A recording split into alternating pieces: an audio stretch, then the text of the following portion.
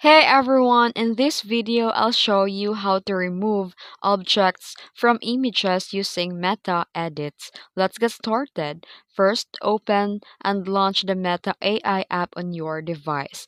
Then here on the left side of the screen, tap the plus icon and choose upload photo and choose an image that you want to edit from your gallery. Then here in your prompt box, clearly describe what you want to remove, like this example prompt here.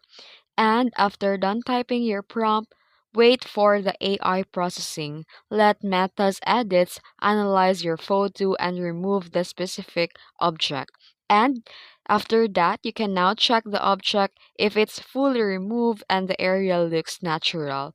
And you can preview the result and download your cleaned up photo or post it directly to social media. With Meta's Edits AI, distracting objects don't stand a chance. If you found this video helpful, don't forget to like and subscribe for more tutorials. Thanks for watching.